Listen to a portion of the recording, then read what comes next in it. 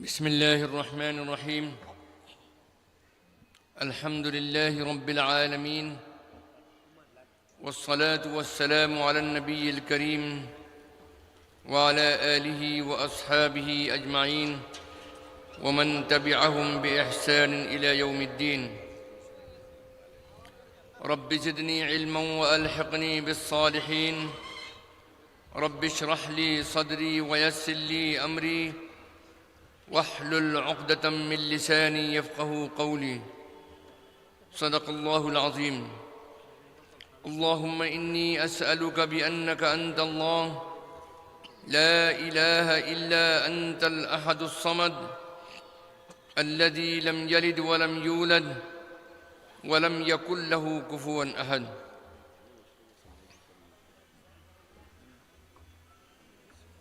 حضرات علماء کرام اور منتظمین اجلاس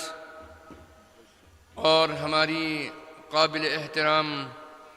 مائیں بہنیں اور عزیز بچیاں، اللہ سبحانہ و تعالی نے قرآن کریم میں ارشاد فرمایا ہے، سورہ توبہ کی آیت ہے، اعوذ باللہ من الشیطان الرجیم، بسم اللہ الرحمن الرحیم، والمؤمنون والمؤمنات بعضهم أولياء بعض يأمرون بالمعروف وينهون عن المنكر وأولئك هم يأمرون بالمعروف وينهون عن المنكر ويقيمون الصلاة ويؤتون الزكاة ويطيعون الله ورسوله أولئك سيرحمهم الله إن الله عزيز حكيم. میری قابل احترام مائیں بہنیں اور عزیز بچیاں، آل انڈیا مسلم پرسنل لا بورڈ کے اس اجلاس میں آپ سب کا تہہ دل سے استقبال ہے. آل انڈیا مسلم پرسنل لا بورڈ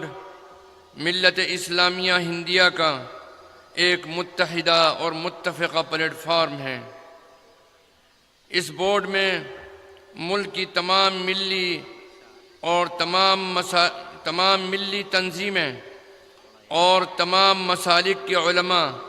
اور قائدین شامل ہیں. بورڈ کا بنیادی مقصد اپنے قیام سے ہی اتحاد امت کے ساتھ ساتھ تحفظ شریعت، تفہیم شریعت اور نفاذ شریعت رہا ہے. بورڈ کا مقصد ہے کہ اس ملک میں، ہندوستان میں، شریعت اسلامی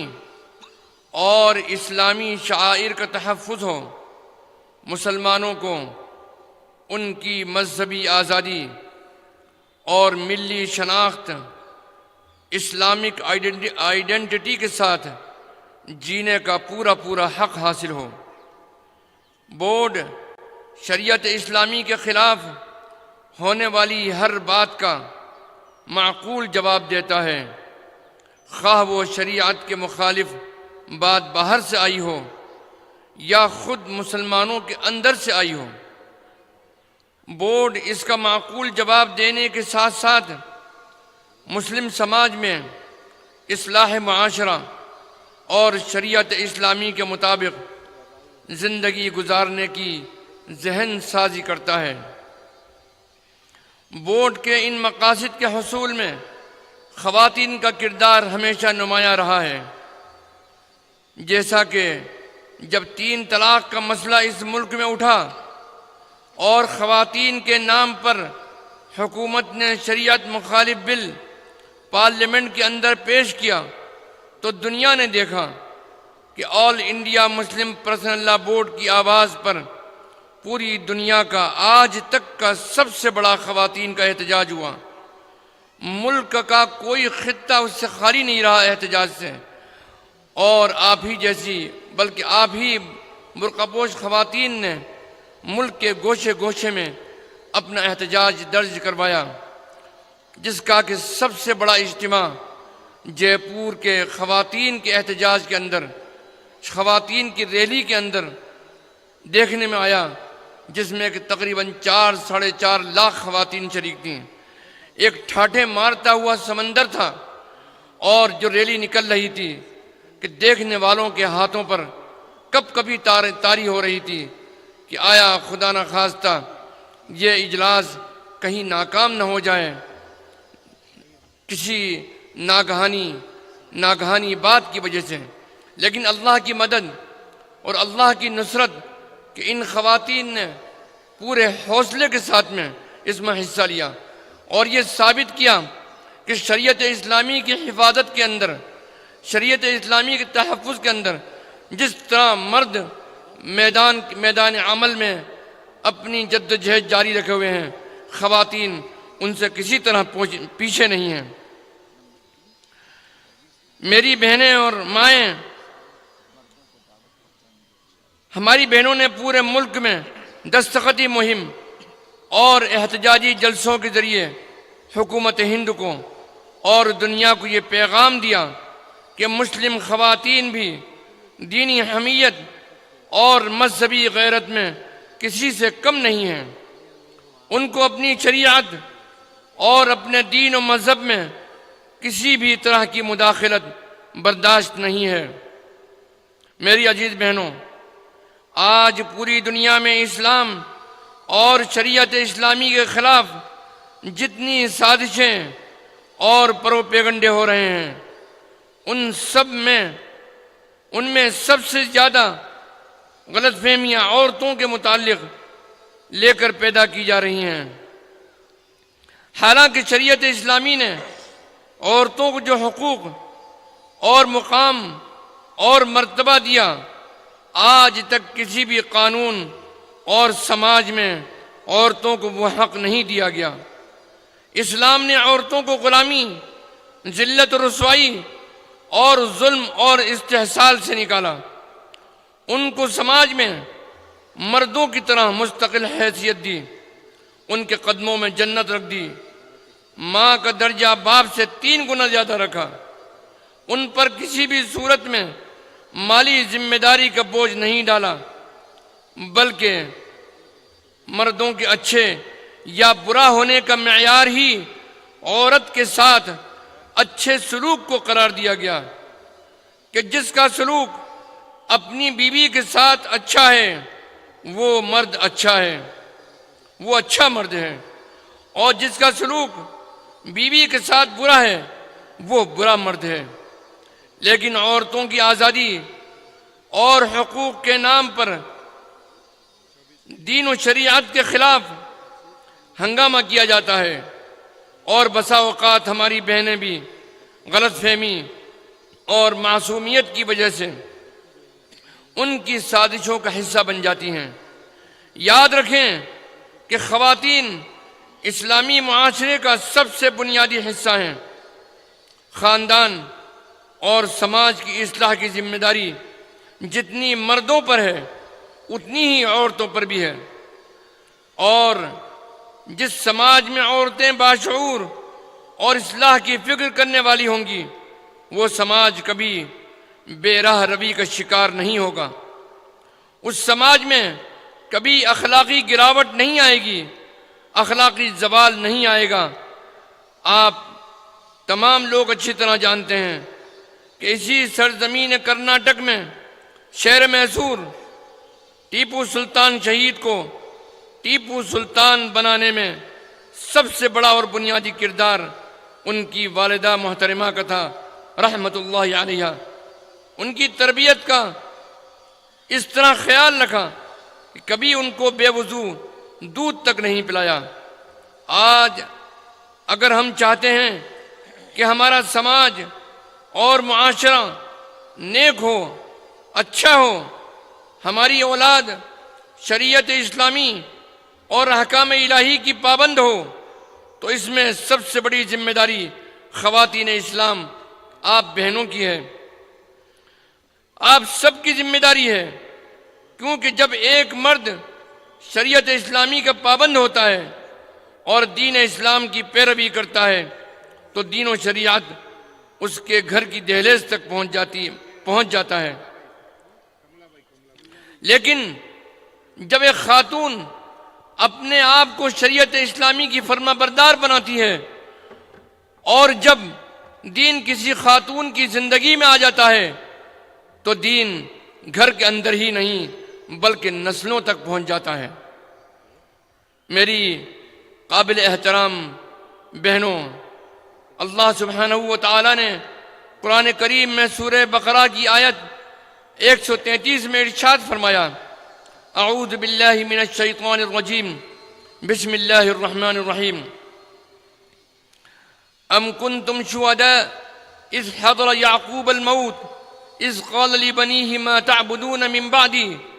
قالوا نعبد الہک وإلہ آبائک ابراہیم واسماعیل واسحاق الہا واحدا ونحن له مسلمون۔ حضرت یعقوب علیہ السلام کی وفات کا تذکرہ کیا ہے اس آیت مبارکہ میں کہ جب حضرت یعقوب علیہ السلام کی وفات کا وقت قریب آیا تو یعقوب علیہ السلام نے اپنی اولاد کو جمع کیا اور پوچھا کہ میرے بعد کس کی عبادت کرو گے؟ مفسرین نے لکھا ہے کہ اس آیت کی تفسیر میں ایک نقطے کی طرف اشارہ کیا گیا ہے جس کا تذکرہ میں کرنا چاہتا ہوں۔ مفسرین نے لکھا ہے کہ آخر یعقوب علیہ السلام کو اپنی اولاد کی فکر کیوں ہوئی جبکہ یعقوب علیہ السلام خود نبی ہیں، ان کے صاحبزادے حضرت یوسف علیہ السلام بھی نبی ہیں۔ توریت کی ایک روایت کے مطابق ان کے بڑے صاحبزادے یہودا کو بھی نبوت ملی تھی۔ ان کے والد ماجد حضرت اسحاق علیہ السلام بھی نبی ہیں، ان کے چچا حضرت اسماعیل علیہ السلام بھی نبی ہیں،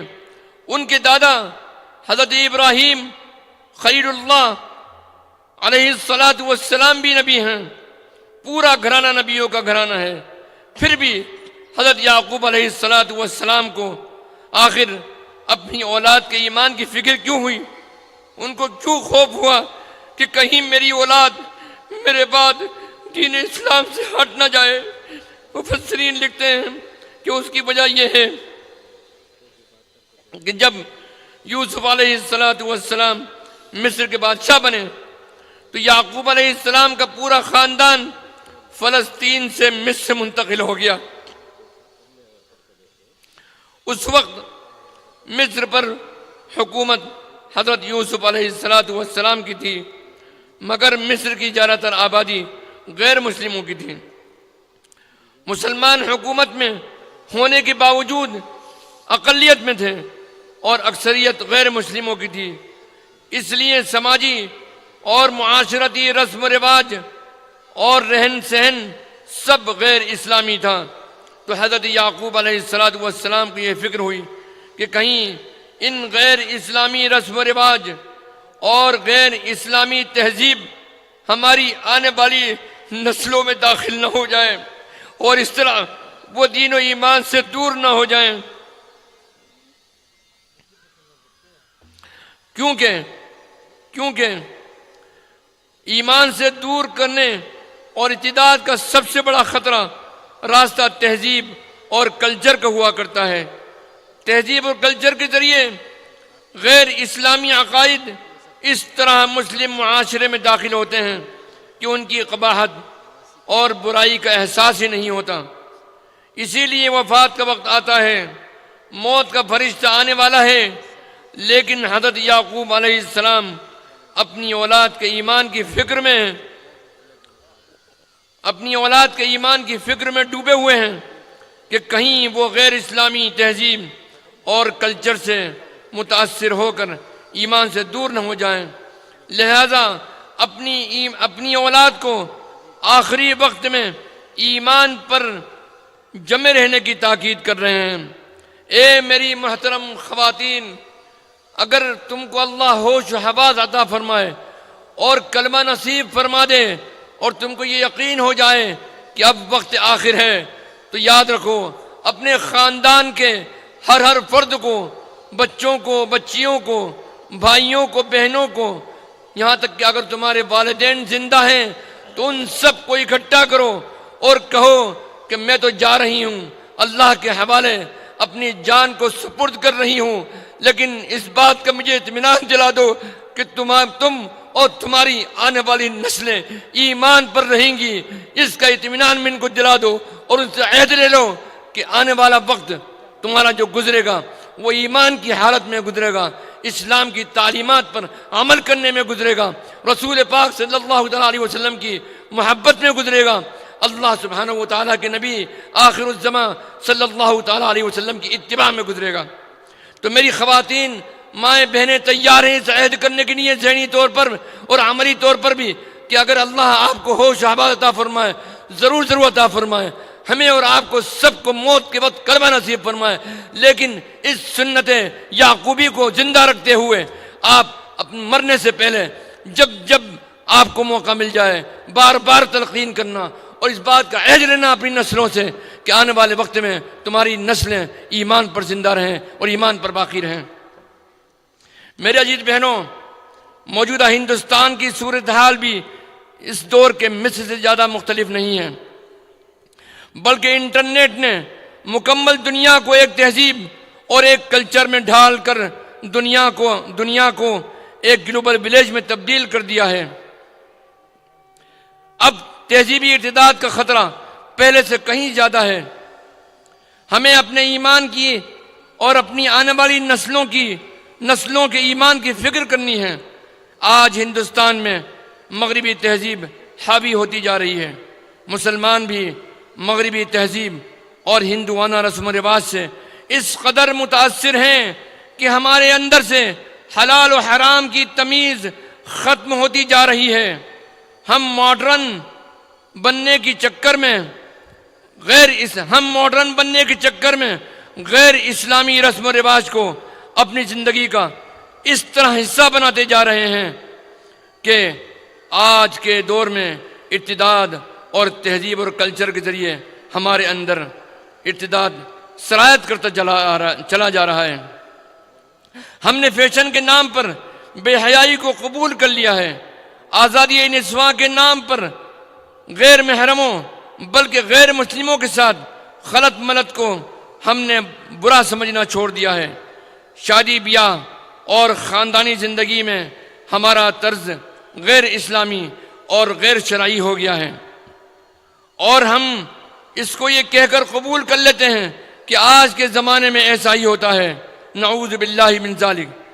اگر ہم چاہتے ہیں کہ اس ملک میں شریعت اسلامی کی حفاظت ہو، ہماری مساجد اور ہمارے مدارس کی حفاظت ہو، ہمارا ایمان محفوظ رہے، ہمارا دین محفوظ رہے، اللہ کے نبی صلی اللہ تعالیٰ علیہ وسلم کی سنتیں زندہ و تابندہ رہیں، اللہ کا کلام تلاوت کیا جاتا رہے، ہماری آنے والی نسلیں ایمان پر قائم رہیں، تو ہمیں اپنی زندگیوں میں شریعت کو نافذ کرنا ہوگا، ہمیں اپنے گھر کا ماحول اسلامی بنانا ہوگا،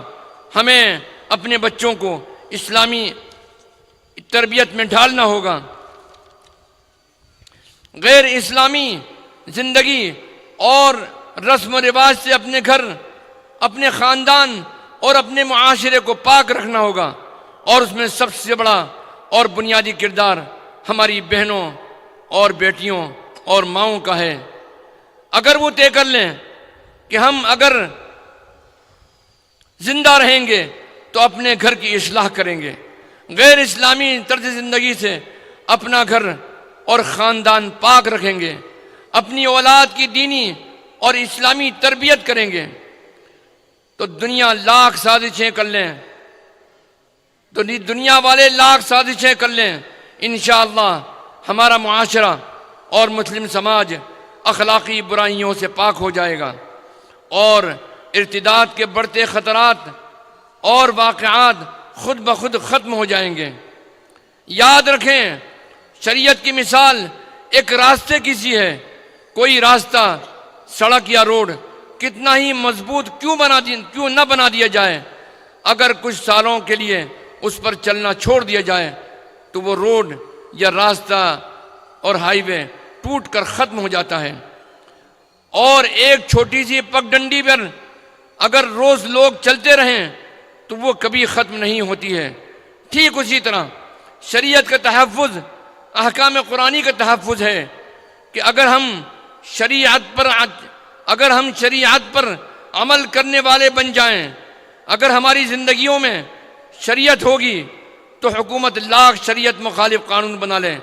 عدالتیں روز شریعت مخالف فیصلے کریں، انشاءاللہ مسلمان اور شریعت اسلامی پر کوئی اثر نہیں ہوگا۔ لیکن اگر ہم خود شریعت سے دور ہوتے گئے،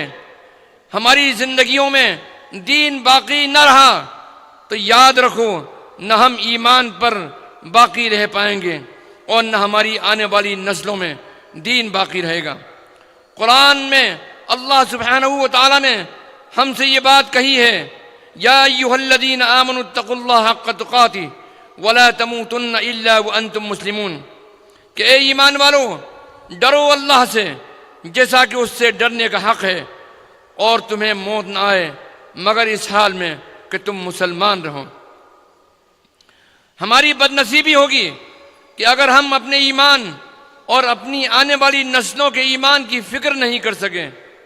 میری پیاری بہنوں اور عزیز مائیں اور قابل احترام مائیں، کسی بھی سماج میں خواتین کیا کر سکتی ہیں، ان کا کیا رول ہو سکتا ہے، اس کا اندازہ ہم اپنے اس ملک کی تاریخ سے بخوبی لگا سکتے ہیں۔ اس ملک عزیز میں تقریباً 1000 سال مسلمانوں کی حکومت رہی، اور حکومت بھی ایسی کہ جو زبان سے بول دیں وہ قانون بن جائے، اور جو اشارہ کر دیں وہ اصول بن جائے، اور جو منشا معلوم ہو جائے وہی روایت بن جائے۔ ایسی حکومت میں 1000 سال رہنے کے باوجود اس ملک میں ہندو مذہب اگر باقی رہا تو اس ملک میں ہندو مذہب اور اس کی تہذیب باقی رہی تو کیسے رہی؟ مفکر اسلام حضرت مولانا علی میاں رحمۃ اللہ علیہ نے تحریر فرمایا ہے کہ اس ملک میں ہندو مذہب اور ہندو تہذیب اگر زندہ رہی تو صرف اور صرف ہندو خواتین کی وجہ سے زندہ رہی ہے۔ انہوں نے تمام ہندوانہ رسم و رواج کو اپنی زندگی میں اپنائے رکھا، وہ ہمیشہ ان رسموں پر عمل کرتی رہیں۔ اگر اس کی حفاظت خواتین 1000 سال تک کر سکتی ہیں تو ہمارا مذہب تو قرآن و حدیث کی ٹھوس اور مضبوط بنیاد پر قائم ہے۔ اگر ہماری خواتین بھی شریعت اسلامی کی حفاظت کے لیے خود کو تیار کر لیں تو کیا ہم اپنے ملک میں شریعت کے تحفظ کو یقینی نہیں بنا سکتے؟ یقیناً بنا سکتے ہیں، اور انشاءاللہ آپ حضرات عہد کر لیں کہ یقیناً اس بات کا عہد کریں کہ آپ اس ملک میں تحفظ شریعت کو یقینی بنائیں گی۔ مجھے اپنی بہنوں پر یقین ہے کہ انشاءاللہ وہ پہلے کی طرح ہمیشہ شریعت کے تحفظ کو یقینی بنائیں گی۔ یاد رکھیں کہ شریعت کی حفاظت کی ذمہ داری اللہ سبحانہ و تعالی نے خود اپنے ذمہ لی ہے۔ یہ دین، یہ شریعت قیامت تک باقی رہنے والی ہے۔ اللہ کو اپنے دین کی حفاظت کے لیے ہماری ضرورت نہیں ہے، ہم محتاج ہیں کہ ہماری زندگی اللہ کے دین کے لیے کام آ جائے اور ہمارا خاتمہ بھی ایمان پر ہو۔ میرا عزیز بہنوں، میں نے خطبے میں سورہ توبہ کی ایک آیت پڑھی جس میں اللہ سبحانہ و تعالی نے مومن مرد اور مومن عورت کی خصوصیات بیان کی ہیں۔ اس میں 4 اہم نکات قابل غور ہیں۔ پہلا یہ کہ اللہ سبحانہ و تعالی نے مومن اور مومنات یعنی مومن مرد اور مومن عورت دونوں کا تذکرہ ایک ساتھ کیا ہے۔ دوسرے یہ کہ یہ دونوں کی ذمہ داریوں کا ذکر کیا گیا کہ نماز قائم کرو، جس سے اللہ سبحانہ و تعالیٰ کے حقوق کی ادائیگی کی طرف اشارہ ہے، اور فرمایا کہ زکوٰۃ ادا کرو، جس سے بندوں کے حقوق کی ادائیگی پر توجہ دلائی گئی۔ تیسری قابل فکر اور قابل غور بات یہ کہی گئی کہ مرد عورت دونوں کی ذمہ داری ہے کہ وہ بھلائی کا حکم دیں اور برائی سے روکتے رہیں، یعنی معاشرے کی اصلاح کی ذمہ داری مرد اور عورت دونوں پر یکساں طور پر ہے۔ چوتھی اہم بات اس آیت میں یہ کہی گئی ہے، وہ یہ سب کام کرنے میں ایک دوسرے کی مدد کرتے ہیں، یعنی خیر کے کاموں میں، اصلاح کے کاموں میں، بھلائی کے کاموں میں، تحفظ شریعت کے کاموں میں ایک دوسرے کے معاون اور مددگار ہوں، اس طرف اشارہ ہے۔ خلاصہ یہ کہ اس آیت میں گھر، خاندان، محلہ اور معاشرے کی اصلاح کی ذمہ داری مرد اور عورت دونوں پر ڈالی گئی ہے۔ میں یہ مانتا ہوں کہ اصلاح معاشرہ کے میدان میں آپ خواتین مردوں سے زیادہ اہم رول ادا کر سکتی ہیں۔ آپ خواتین مردوں سے زیادہ اہم رول ادا کر سکتی ہیں۔ آپ اپنے گھر، خاندان، شہر بلکہ پوری انسانیت کو فیض پہنچا سکتی ہیں۔ آپ کا سب سے پہلا میدان عمل وہ ہے جو آپ سے سب سے زیادہ قریب ہے۔ ظاہر ہے کہ ایک عورت کی زندگی سب سے زیادہ قربت شوہر سے ہوا کرتی ہے، تو سب سے پہلے اگر شوہر دین سے دور ہے تو پیار اور محبت سے اور دل سوزی کے ساتھ شوہر کو سمجھائیں اور اس کی اصلاح کی فکر کریں، اس کی جائز باتوں میں فرما برداری کریں، ناجائز کاموں میں پیار سے معذرت کر دیں۔ الغرض پہلا کام ہے آپ خواتین کی اپنے شوہر کا مزاج اگر پہلے سے دینی نہ ہو تو دینی بنائیں، اور سب سے اہم کام اپنے بچوں کی تربیت اور ان کی اصلاح کا ہے۔ ماں کی گود ہی بچوں کی پہلی درسگاہ ہوا کرتی ہے۔ اگر وہیں سے ان کی دینی تربیت کا خیال رکھا جائے گا تو آنے والی نسلوں میں دینی حمیت اور غیرت باقی رہے گی۔ صلاح الدین ایوبی رحمۃ اللہ علیہ ہوں یا ٹیپو سلطان شہید رحمۃ اللہ علیہ، ان کو یہ عظیم مرتبہ ان کی ماؤں کی تربیت کے نتیجے میں ہی ملا ہے۔ میری عزیز بہنوں، تم یہ آج عہد کر لو کہ تم حضرت خدیجہ کے اسوہ حسنہ کو اپناؤ گی، تم حضرت عائشہ صدیقہ رضی اللہ تعالی عنہا کے اسلوب کو اور ان کی سنت کو اپناؤ گی، صحابیات رضوان اللہ تعالی علیہن اجمعین کے نقش قدم پر چلو گی، اور تمنا رکھو کہ تم حضرت ایوب صلاح الدین ایوبی کی ماں بننے کا مرتبہ حاصل کرو گی۔ اسی طریقے سے ٹیپو سلطان شہید کی ماں بننے کا تم نمونہ بنو گی انشاءاللہ سبحانہ و تعالی۔ تیسرا اہم کام اپنے گھر کے ماحول کو اسلامی بنانے پر توجہ دینے کا ہے۔ ہمارا رہن سہن، شادی بیاہ، گھریلو معاملات اسلامی تعلیمات کے مطابق ہوں۔ عورتیں گھر کی سپر پاور اور ایک طریقے سے ملکہ ہوا کرتی ہیں، گھر میں انہی کی حکومت چلتی ہے۔ اگر وہ یہ ٹھان لیں کہ ہمارے گھر کا ماحول اسلامی ماحول ہوگا تو انشاءاللہ پورے گھر سے خاندان کا ماحول اسلامی ہو جائے گا۔ اگر ہماری بہنوں نے اس پر عمل شروع کر دیا تو یقین مانو کہ چند سالوں میں ہی انقلاب برپا ہو سکتا ہے۔ لیکن اگر ہم خواب غفلت میں سوئے رہے، اپنی آنے والی نسلوں کی ایمان کی فکر نہیں کی، اپنے سماج میں پھیلنے والے اخلاقی بگاڑ کی اصلاح کی طرف توجہ نہیں کی، تو یاد رکھو تمہاری داستان تک نہ ہوگی داستانوں میں۔ اللہ سبحانہ و تعالی ہم کو اور آپ کو سب کو اپنی زندگی میں شریعت پر عمل کرنے کی اور شریعت کی حفاظت کرنے کی اور اپنے آنے والی نسلوں کی ایمان کی فکر اور حفاظت کی توفیق عطا فرمائے۔ میں اپنی ماں اور بہنوں سے خصوصیت سے یہ بات بھی کہنا چاہتا ہوں کہ اللہ کے نبی صلی اللہ تعالی علیہ وسلم کا عمل مبارک یہ تھا کہ جب آپ اپنی ذات کو یا پوری امت کو کسی بھی مشکل میں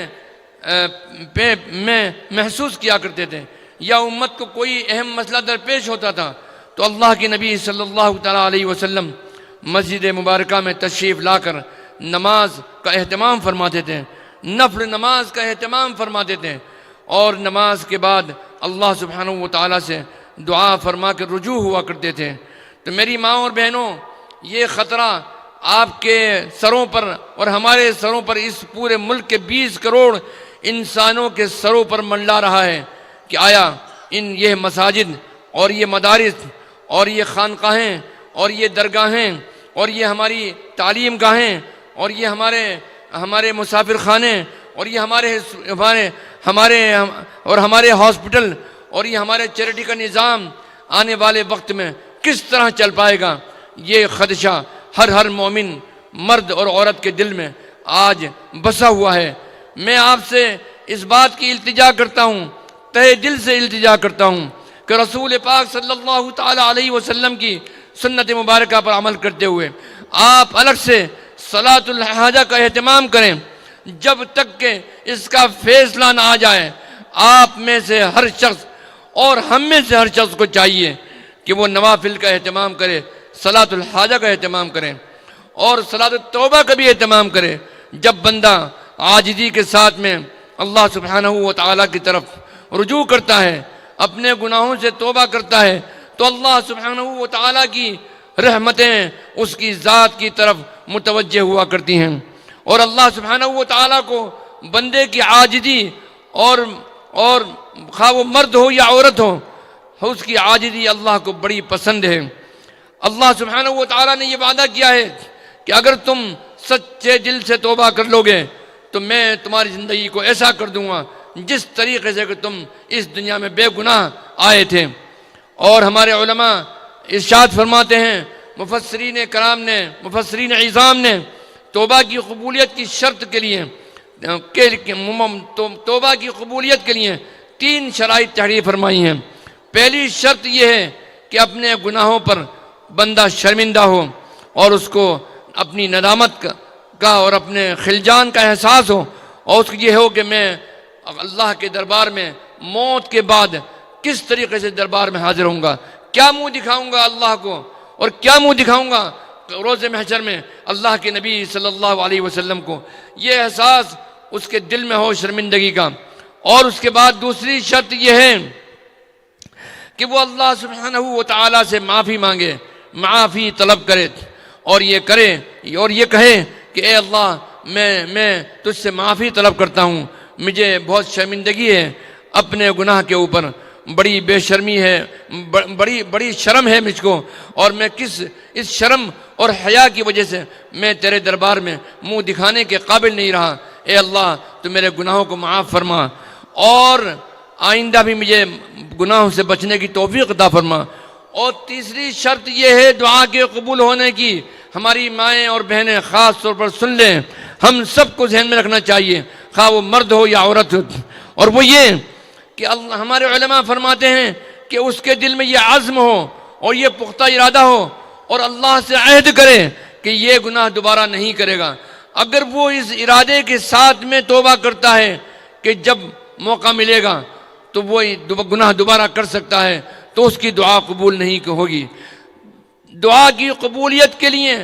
بیک وقت ان 3 شرطوں کا وجود میں آنا،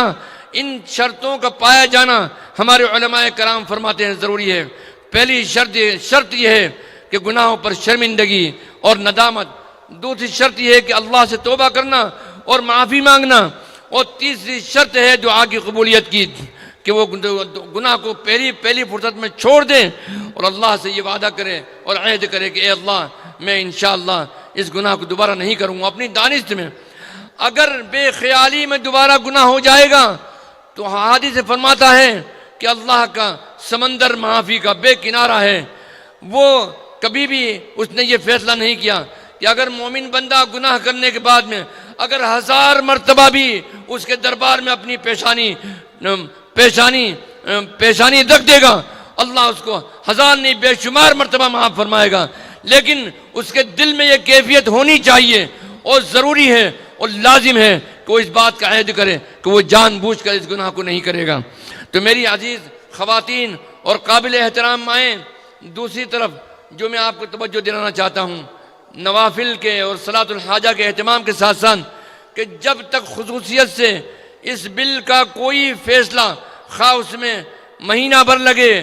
1 سال لگے، عہد کر لیں کہ جب تک آپ زندہ ہیں صلاۃ الحاجت اس وقف بل کی ناکامی کے لیے یہ وقف بل انہی کے منہ پر مار دیا جائے اللہ کی طرف سے، اس کے لیے دعا کرتی رہیں، اللہ سے رو رو کر دعا کرتی رہیں۔ نہ معلوم کس وقت کس کی دعا قبول ہو جائے اور عرش ہل جائے اور عرش سے یہ فیصلہ ہو جائے کہ نہیں یہ بل قیامت تک ہرگز پاس نہیں ہوگا۔ دوسری ضروری بات یہ ہے کہ حضرت مجدد الفسانی رحمۃ اللہ علیہ کہ جن کے بارے میں حضرت مولانا علی میاں شیخ ابو الحسن علی ندوی رحمۃ اللہ علیہ نے ارشاد فرمایا کہ سب سے بڑا احسان اس ملک پر اس خطے پر دو شخصیتوں کا ہے۔ ایک شخصیت ہے حضرت مجدد الفسانی رحمۃ اللہ علیہ۔ الفسانی اس لیے کہا جاتا ہے کہ اللہ کے نبی صلی اللہ تعالیٰ علیہ وسلم نے ارشاد فرمایا کہ ہر 1000 سال کے بعد ایک دین متین کو، میری سنت کو زندہ کرنے والا اس دنیا کے اندر پیدا ہوگا، جو میری سنتوں کو زندہ کرے گا، میرے دین کو زندہ کرے گا، میری لائی ہوئی شریعت کو زندہ کرے گا۔ تمام علماء کا، پورے عالم کے علماء کا اس پر مکمل اتفاق ہے کہ یہ ذات گرامی جس کی طرف اشارہ کیا گیا کہ 1000 سال کے بعد ایک مجدد پیدا ہوگا، وہ متفقہ طور پر حضرت مجدد الفسانی رحمۃ اللہ علیہ ہیں، جو کہ سرہند شریف میں آرام فرما ہیں۔ ان کے متعلق ان کے مکتوبات سے یہ بات ثابت ہوتی ہے کہ حضرت مجدد الفسانی رحمۃ اللہ علیہ نے ختم مجددیہ کی تلقین فرمائی، اور یہ فرمایا کہ جب تک یہ جس بستی کے اندر، یہ جس محلے میں پڑھا جاتا رہے گا، جس بستی میں پڑھا جاتا رہے گا، اس سرزمین پر جب تک یہ ختم مجددیہ پڑھا جاتا رہے گا، اللہ کے عذاب اگر مقدر بھی ہو چکا ہے تو زمین اور آسمان کے درمیان معلق رہے گا، اللہ نازل نہیں فرمائے گا۔ یہ اللہ سبحانہ و تعالیٰ کے القاء کے بعد، قلب میں القاء کے بعد مجدد الفسانی رحمۃ اللہ نے فرمایا کیسی کیسی برکت والے ہمارے اکابرین کے دل میں ڈالے ہوئے اور القاء کیے ہوئے وظائف ہیں۔ یہ مختصر ورد ہے، اول آخر درود شریف 100 مرتبہ اور 500 مرتبہ لا حول ولا قوت الا باللہ۔ مجدد الفسانی رحمۃ اللہ علیہ فرماتے ہیں کہ جمیع مقاصد دینی اور دنیاوی میں کامیابی کے لیے اس سے بہتر میں بندے ناچیز کے نزدیک کوئی ورد نہیں ہے، تو آپ یقین کر کے اس پر عمل کریں۔ اگر اللہ توفیق دے تو آپ اس کی پابند رہیں، اگر اللہ توفیق دے تو پوری زندگی کا معمول بنا لیں۔ ہمارے اکابرین سلسلہ نقشبندیہ نے پوری زندگی اس پر عمل کیا ہے، اس ختم مجددیہ کا، اور اللہ سبحانہ و تعالیٰ نے نصرتوں کے، فتح کے، کامرانی کے، کامیابی کے، اپنی رضا اور خوشنودی کے دروازے کھولے ہیں پوری امت کے اوپر اس ورد کی برکت سے۔ تو میں یہ چاہتا ہوں ہماری خواتین کو اس سنت کی طرف، ہمارے مجدد الفسانی رحمۃ اللہ علیہ کے اس مبارک معمول و ورد کی طرف متوجہ کرنا چاہتا ہوں کہ اس مبارک معمول کا پوری زندگی پابندی کریں تو بہت اچھا ہے۔ اس سے بہتر اور کیا بات ہو سکتی ہے؟ لیکن کسی خاص کام کے لیے بھی اس کام کو اس کام کے پورا ہونے تک معمول میں رکھا جا سکتا ہے، تو کم از کم ہماری بہنیں اور ہماری خواتین اس بات کا فیصلہ کر لیں کہ ختم مجددیہ کا معمول اپنی زندگی میں اس وقت تک، جب تک کہ اس بل کا فیصلہ نہ ہو جائے، اس پر معمول جاری رکھیں گی۔ ہماری بہنیں تیار ہیں اس کے لیے انشاءاللہ۔ اور تیسری بات میں یہ بات کہنا چاہتا ہوں، اور آخری بات، کہ اللہ سبحانہ و تعالیٰ آپ کے اور ہمارے اور آپ کی اور ہماری آنے والی نسلوں کے دین کی، ایمان کی، جان کی، مال کی، عزت کی، آبرو کی، ہمارے اثاثوں کی، ہمارے جائیداد کی، ہمارے قبرستان، ہمارے مساجد، ہمارے مدارس، ہماری تعلیم گاہوں، ہمارے چیریٹی کے اداروں، ہمارے رفاہی کاموں کے انسٹیٹیوشن،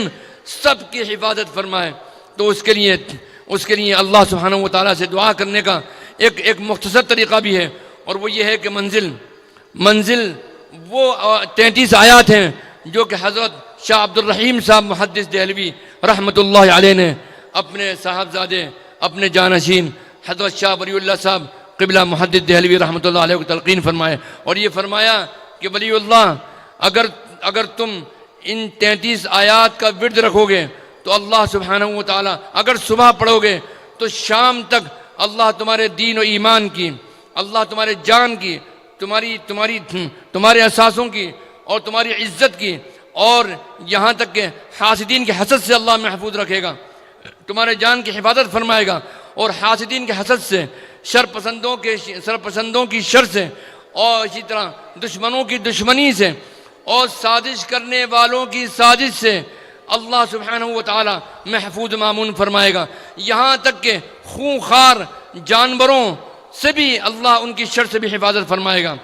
تو اس کا صبح معمول فجر کی نماز کے بعد رکھیں، یہ چھپی بھی ملتی ہے۔ اور اس کے علاوہ جو جو جو جو جو اس کا معمول رکھیں گے مغرب کی نماز کے بعد اور فجر کی نماز کے بعد، تو اس کا معمول رکھنا چاہیے۔ اگر زندگی کی مصروفیات کی وجہ سے اگر اس کا مغرب بعد معمول نہ کر سکیں تو سونے سے پہلے باوضو سوئیں، اور باوضو سونے کے ساتھ ساتھ ان آیات کو 33 آیات کو پڑھ کر جو کہ منزل کے نام سے مشہور ہیں ان کی تلاوت کر کے پھر سوئیں۔ اللہ ہماری اور آپ کے سب کے ایمان کی حفاظت فرمائے۔ اور تیسری اور آخری بات جو میں آپ سے کہنا چاہتا ہوں اس سلسلے کے اندر، وہ یہ ہے کہ دعائے انس رضی اللہ تعالیٰ عنہ کا بھی اہتمام کریں۔ اس کی برکت سے بھی اللہ آپ کی اور ہماری سب کے جان و مال کی عزت و آبرو کی حفاظت فرمائے گا۔ بس این دعا ازمن و از جہاں آمین بعد، بس میری بات مختصر نہیں بلکہ طویل ہو گئی، اس کے لیے معذرت خواہ ہوں، لیکن یہ میرے دل کے جذبات اور احساسات تھے۔ میں رسول پاک صلی اللہ تعالیٰ علیہ وسلم کی یہ حدیث مجھ کو بار بار یاد آتی ہے، جب حجۃ الوداع کے موقع پر اللہ کے نبی صلی اللہ علیہ وسلم نے ایک اندازے کے مطابق 1,24,000 صحابہ کرام کے درمیان یہ گواہی لی اور یہ فرمایا کہ اے صحابہ، تم گواہ ہو کہ میں نے دین، اللہ کا دین تم تک پہنچا دیا۔ بیک زبان اللہ کے نبی صلی اللہ تعالیٰ علیہ وسلم کے جان نثار صحابہ کرام نے یہ اعلان کیا کہ اے اللہ کے نبی، ہم گواہی دیتے ہیں کہ آپ نے اللہ کا پیغام ہم کو پورا پہنچا دیا۔ اس کے بعد اللہ کے نبی نے جو فرمان دیا ہم کو وہ سننے جیسا ہے۔ وہ فرمان کیا تھا، الا فلیبلغ الشاہد الغائب۔ عربی زبان کا اگر ترجمہ کیا جائے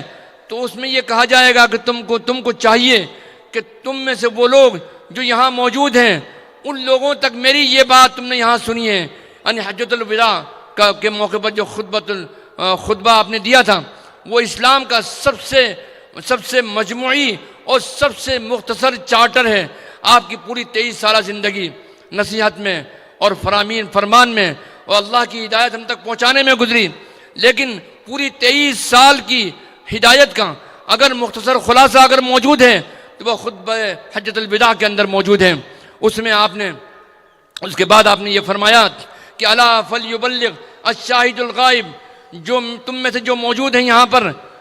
اور میری بات سن رہے ہیں وہ ان لوگوں تک میری بات پہنچا دیں جو کہ یہاں موجود نہیں ہیں۔ صحابہ کرام رضوان اللہ تعالیٰ علیہم اجمعین کا کیا مرتبہ تھا اور کیسی محبت تھی، کیسا عشق تھا نبی اکرم صلی اللہ علیہ وسلم سے۔ آپ کے مشورے کو بھی انہوں نے حکم کا درجہ دیا اور یہاں تک کہ اسی وقت فیصلہ کیا کہ ہم اپنے گھر کو نہیں لوٹیں گے۔ ایک صحابہ کرام رضوان اللہ تعالیٰ علیہم اجمعین کی بہت بڑی تعداد اس وقت سفر کر کے اپنے اہل خانہ کو یہ پہنچا دیا کہ تم ہمارا پیغام ہمارے بیوی بچوں تک پہنچا دینا کہ اگر اللہ نے ہم کو توفیق دی اور اللہ کی اجازت ہوئی اور اللہ نے موقع دیا تو ہم ضرور گھر پہ آئیں گے اور ملاقات کریں گے، لیکن اگر ہم نہ پہنچ سکے گھر کو لوٹ کر تو ہمارے لیے دعا کرنا اور کامیابی کے لیے دعا کرنا۔ تو ہم اللہ کے نبی کی بات پہنچانے کے نکل رہے ہیں۔ اور آپ اندازہ لگائیے کہ نہ وہاں ہوائی جہاز تھے نہ آج کے تو میں اب مختصر کرتا ہوں اپنی بات کو، تو ہماری مائیں بہنوں کو یہ بات چاہیے کہ وہ اللہ کے نبی صلی اللہ تعالیٰ علیہ وسلم کی اس بات پر سنت پر عمل کرتے ہوئے اپنی بات دوسروں تک پہنچائیں، اپنے اہل خانہ تک پہنچائیں۔ اللہ سبحانہ و تعالی ہمیں اور آپ کو سب کو عمل کرنے کی توفیق عطا فرمائے۔ وآخر دعوانا ان الحمد للہ رب العالمین۔